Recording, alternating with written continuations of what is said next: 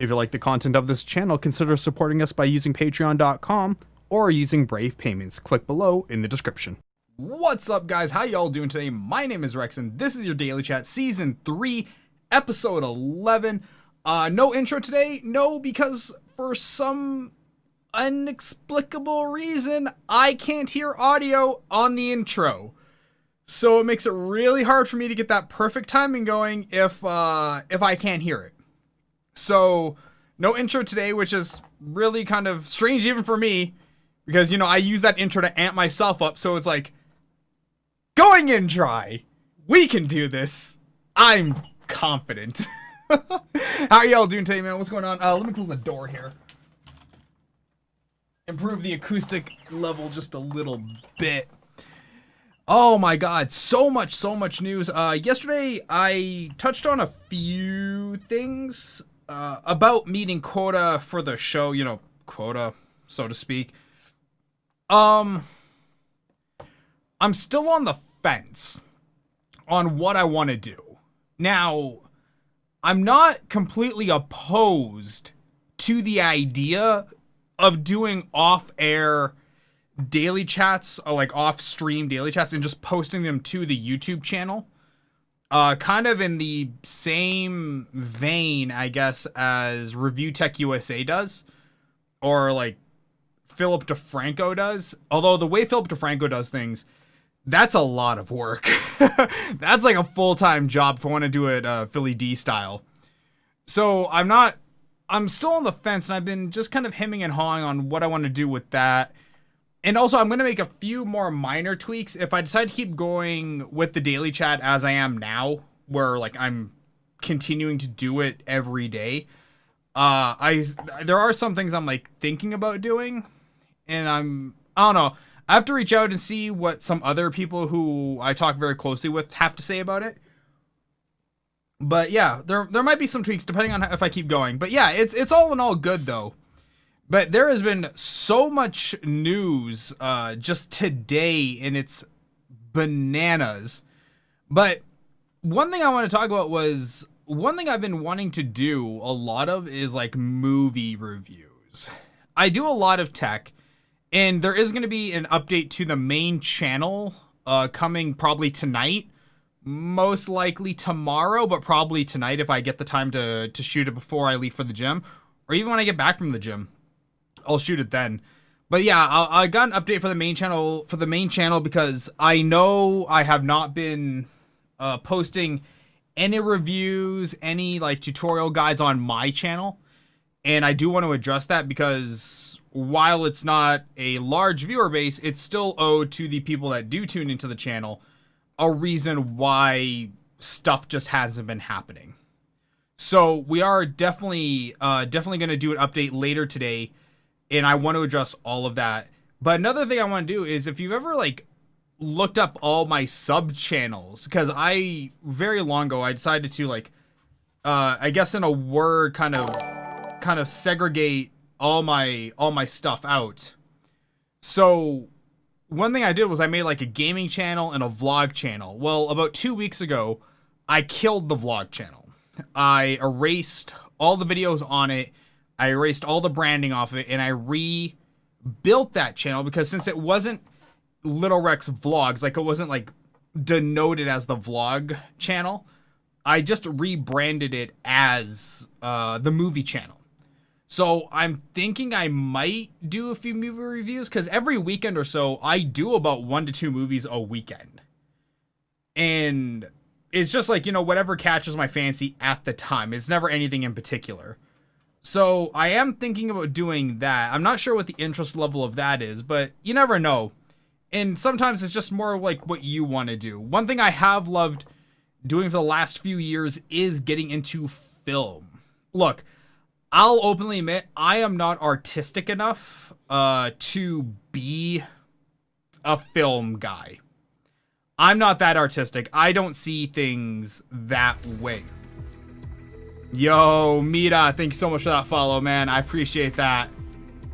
Yeah, so, like, while I'm not artistic as a filmmaker, I love film in a lot of different other aspects. I do like cinematography. I do like, costume designs, I can't do either one of them, but I like them. It's kind of like a lactose intolerant person liking cheesecake. They might not be able to have it, but they like it as a concept. They like the idea of cheesecake. And yeah, I'm thinking that's what I might do. Why? Oh, that's why. Let's see if I can fix that. Boop. Hopefully that should rectify itself. But yeah. So, wait. What? Hang on, that updated to 1. Okay, at some point, I'm gonna have to look into that, because that should not have happened. But yeah, so I'm thinking I might do that, and I think that'll be fun. It'll be fun to get something different out there. Like, I do a lot of tech stuff. I do a mountain of tech stuff, tech and software. So yeah, I think at some point it'll be nice just to do something a little bit different. One movie actually I did watch based on the recommendation of a YouTuber named Chris Stuckman. It just came out a week or two ago, called Revenge. And I really love kind of action movies. John Wick, The Raid. I love those kind of things. And Revenge was kind of in that same vein. It was okay. I think 3.5 stars is being awfully generous. But it was an okay movie. If you can get it for free on Amazon, I say watch if you're just looking for like a popcorn film. But yeah, it's okay. This is going to be one of the first movies I do review on the new movie channel. And I think there's definitely some things I want to say about it. So we're definitely going to look at that. But there are some bigger news topics that did hit the web this week. One of the big ones is Netflix has announced a multi-year deal with the Obamas. Barack and Michelle Obama are both going to be behind the camera on the new in Netflix. They are going to be producing a number of shows, scripted series, unscripted series, docu-series, documentaries, and features. They might be acting as moderators. They might be acting as producers. But the amount of money that has not been disclosed, but I think Philly D said it best when he said the amount of money that they've signed for is anywhere between, oh my God, that's a lot of money, and can you have that much money? And I think that was a great way, because they had to, like, Obama's book deal, I think it was like $60 million? And Michelle's was another 20 mil. So if they're getting that for a book deal, just can you imagine what Netflix threw at them to get them to come on? And correct me if I'm wrong, but is this not the very first president to like go this route post-presidency? Like really go hard in like the media aspect? Because don't most of them become like professors or just retired? I've never seen anyone say like, I'm going to become a film producer after my presidency was done. But I guess Obama has to do something to kill the time, because God knows he has a lot of it now. I've seen those GoPro videos of him diving out of planes. I see them. I know how much time he's got. So yeah, that was really cool though. I'm very interested to see what they come out with. Especially with the whole scripted series. Like, somebody joked on Calgary Radio yesterday, but I thought it was a pretty good idea. It's like, what if Obama took Kevin Spacey's place in House of Cards? Like, ooh, that could be really cool. In fact, I would actually be really shocked if Netflix didn't throw Obama on the House of Cards, like even in a production consultant's role, to kind of get stuff accurate. I'd be very surprised. But yeah, it's going to be really cool. I'm very, very excited to see what's going to happen with the Obamas in their interactions with Netflix.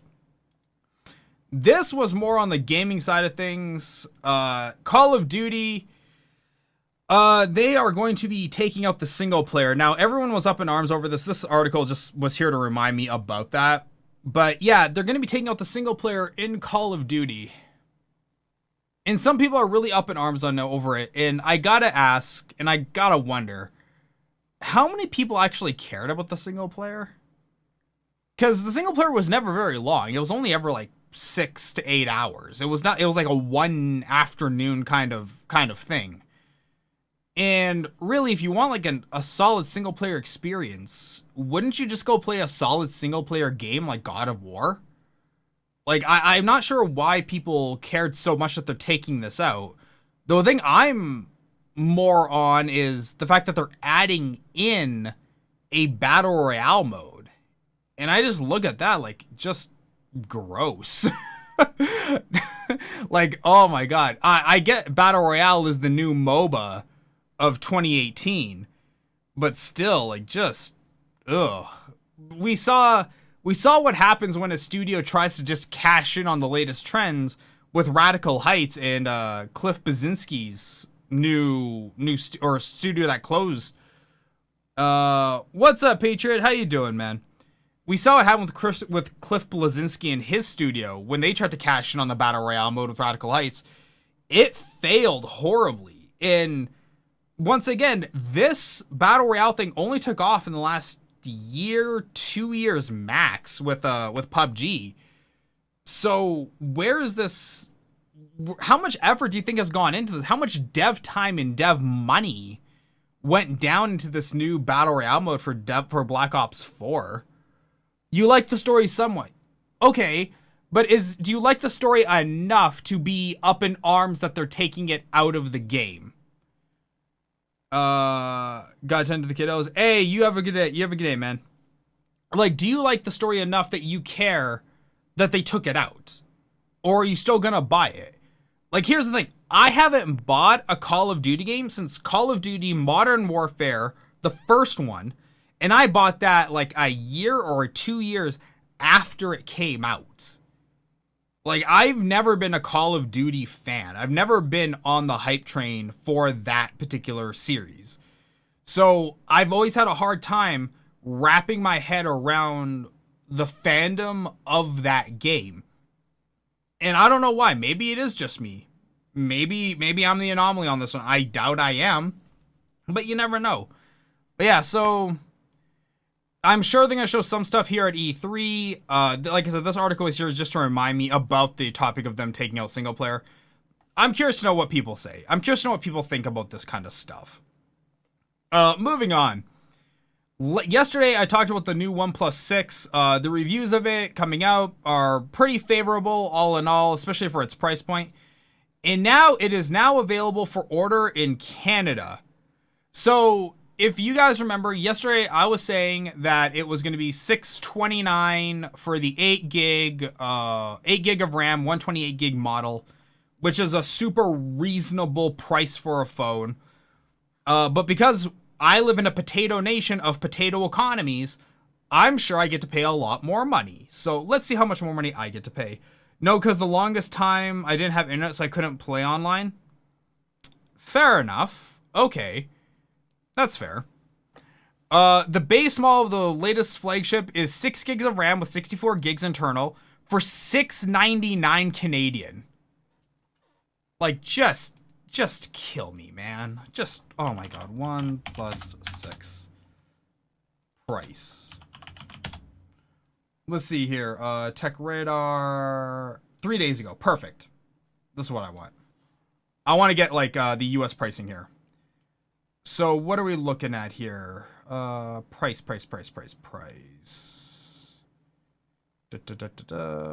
Here we go.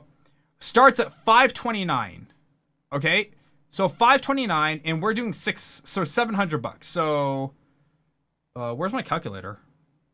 Where did it go? Oh, there it is. It's behind one of my windows. Okay, here we go. So 700 divided by 530. So I'm paying 32% more money just for the phone. Like, oh my god, I hate my country so much. I hate Canada so much. It's so hard to have nice things in this damn country.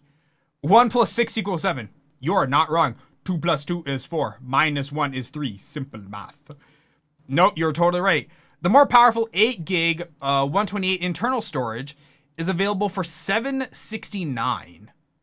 I hope to God that comes out to the same price point difference, or else I'm going to be super mad. Let's see here. So that's there. And then you can have the 8 gig 120 for $579. Yeah, I don't think that's the same price point, dudes. I think that comes up to a little bit more.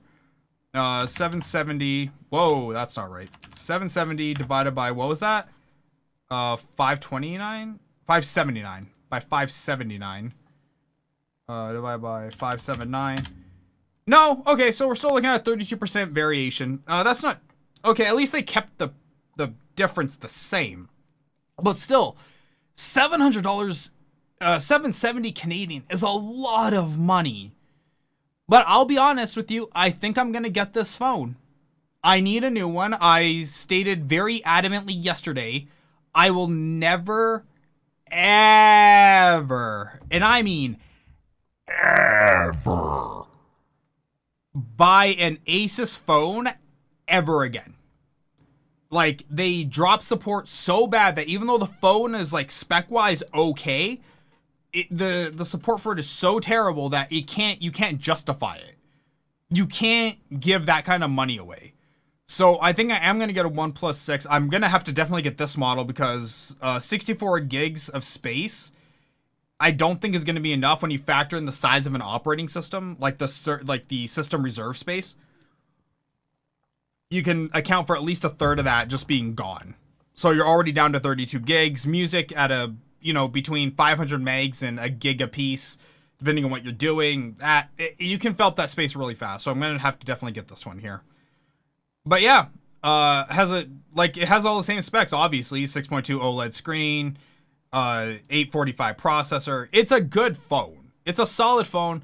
Camera leaves a tiny little bit to be desired. But all in all, I'm not a shutter bug. I'm just a dude. If I want to snap a picture, I want to snap a picture. I'm not looking for color representation or accuracy, like in terms of like that depth.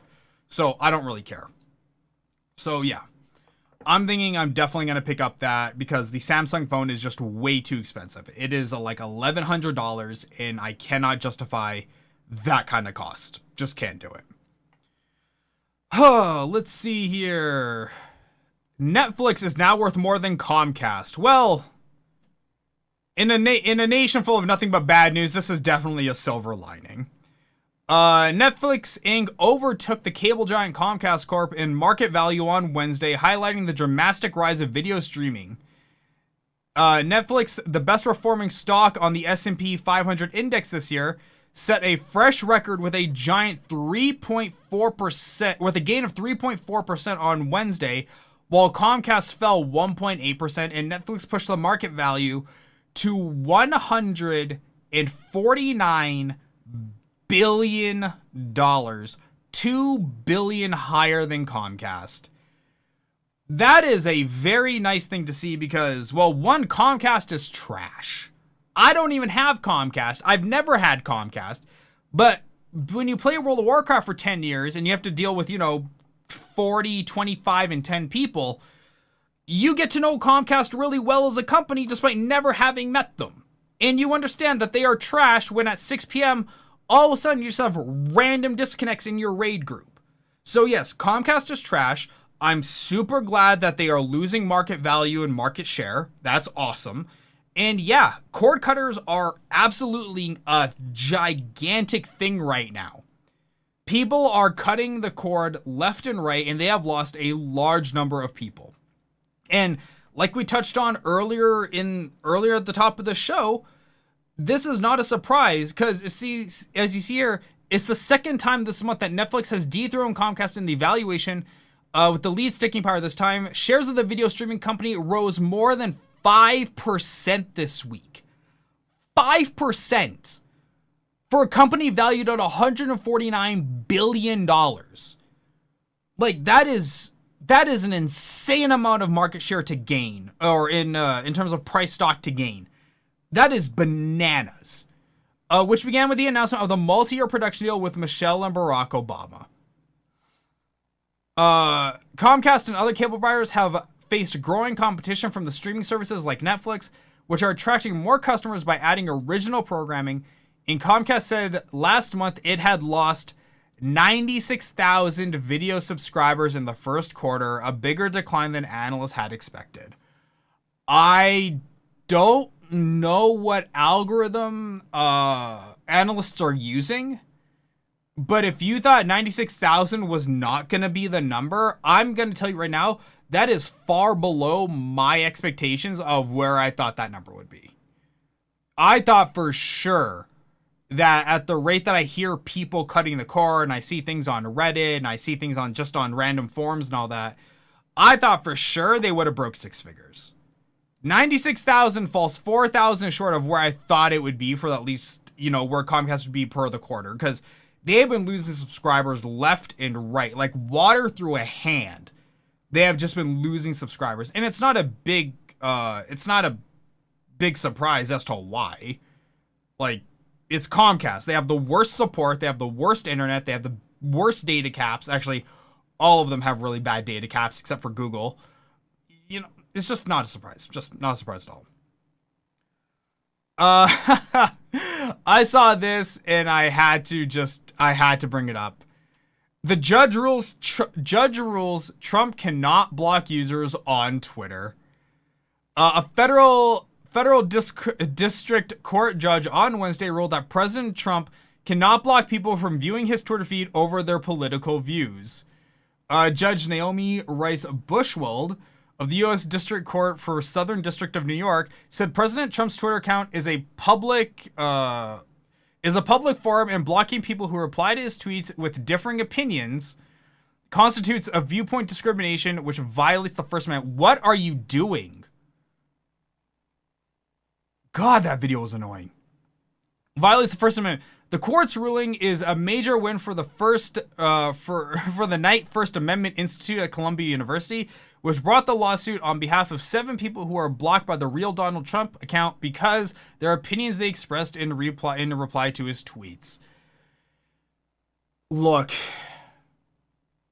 this comes back to something I was talking about yesterday. Before I started on the articles, I did like my own like little monologue thing. And one thing I was talking about was people have this like real bad sense of entitlement now. And people just in general cannot handle a conversation anymore. It's just, it's his account though. It's his account, but currently in his public profiling capacity, he works for the American people. So it's not his account. It's the President of the United States' account now. Kind of like marriage. When you get together and you say, I do, half of your crap becomes theirs. And this is kind of in that same vein of what just happened. So his account is not his anymore. His account is now representative of the President of the United States. And we know that because if we look up Twitter, if we go to Twitter, we look up, come on, the real Donald Trump. There we go. If we look up the real Donald Trump, this is definitely not him. 32,000 followers. Nope. That is not him at all. Where's the right one? I think this is it right here. God damn. Where is it? Real Donald Trump. Twitter. There we go. If we look here, it says 45th President of the United States of America. When you advertise this, this is now a Twitter account of the American government, not of Donald Trump. So it might be his account, but it's not his account anymore. So yeah, that's something I'm not surprised happened in terms of the First Amendment. There's been definitely like a brewing civil war kind of distension between the government and the American public. And yeah, this is just one of those things that I'm not surprised it's coming to this way. And we can expect to see more crap like this coming forward. Oh, what's this? here. Oh, I'll touch on that later. Here we go. What's the time? Ooh, we gotta boogie out here soon. I got 2 more things I want to talk about. 3 more things. So Amazon has started to ban shoppers who return to items too often. Amazon's flexible return policy may not be as risk-free as you think. The company bans shoppers for violations which include returning too many items, and some users aren't told what they did wrong. Amazon boasts free and easy returns for many of its items, which they have pushed many brick-and-mortar stores to offer the same policies as they struggle to compete with the e-commerce giant. Dozens of people have taken to Twitter or Facebook to complain about Amazon closing their accounts without warning and an explanation, according to the Journal. One customer tweeted a screenshot of the email Amazon asking her to explain why she returned her orders. And they have noticed multiple returns on the account in the past 12 months and have also requested refunds and replacements. We'd like to know how we can do better, blah, blah, blah, blah. But as you can see here, this, like any service ever, you can't just abuse it just because you think that you're paying money for it. Like, I know the prevailing consumer mindset is, I am paying you money, I can do what I should be allowed to do this as much as I want. And while you can have that idea, you're wrong and you're an idiot, but you're wrong. Because you have to understand from a business side on their end, they have to pay for the shipping and they have to pay the processing to get the drone worker to go put the item back. And you know what? It might not sound like a lot if it's just your one pair of shoes, but when it's tens of thousands of people returning stuff, that adds up to real time being put in and real money being invested in that drone to restock those items. And some of those items might not be resellable. If they're like, a crack open once and you're hooped, they're on the hook to have to send it back to the manufacturer, or they just have to eat the loss. Like, Amazon's a giant corporation. Amazon makes a super ton of money. But at the end of the day, they still have a team of accountants that look at this stuff and be like, we can't have this many returns coming back. You have to use any service ever given to you sparingly when it's a negative impact service, which is typically something like a return. A return is a form of a negative impact service, and you have to make sure that you aren't abusing it. If you abuse it, you should be banned. They should ban you. And yeah, I'm sure some people think that their little Twitter rants and Facebook crap things are gonna matter. They don't. I've said it before and I'll say it again. Sometimes, as a consumer, for somebody like the size of Amazon, you just don't matter. I know it's super harsh. I get that, but that's just how things are every now and then for big corporations. Look at IBM, look at, Oracle, look at anybody like that who's making, 10 figures. And yeah, that's what you'll see when you get to that kind of level. Is sometimes you can afford to just throw people away like scraps off a plate. The second last thing I want to talk about today is Matt Groening.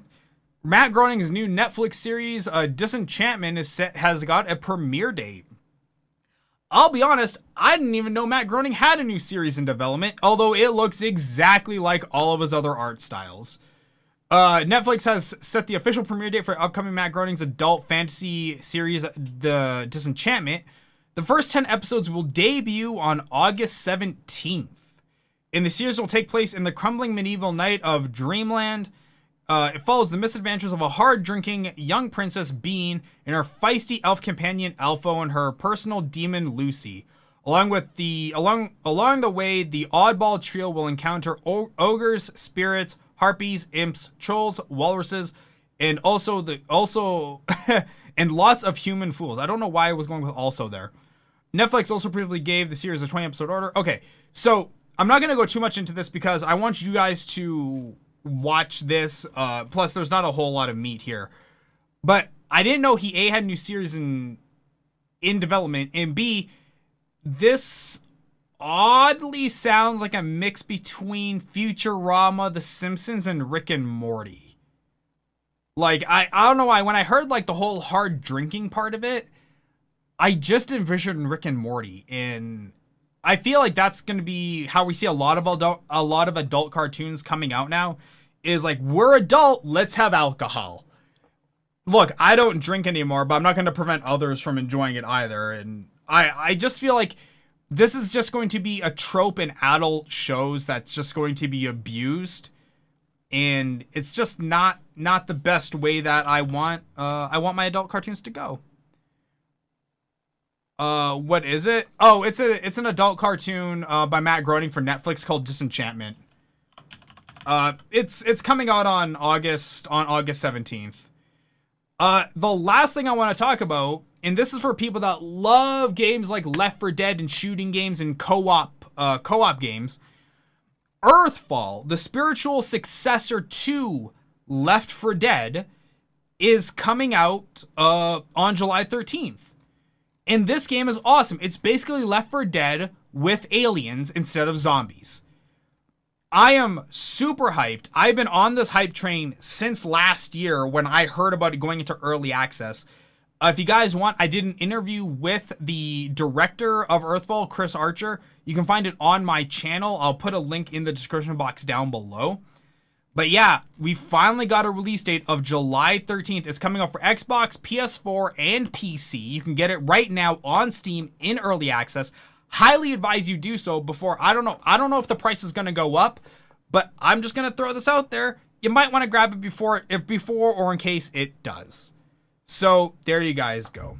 Okay, guys, I'm out for the night. I'm going to head off to the gym and then get back to work. Guys, thanks so much for tuning in. I have been Arif with the Daily Chat. This has been Season 3, Episode 11. Remember, click the Amazon links down below if you want to get something that we featured on the show today.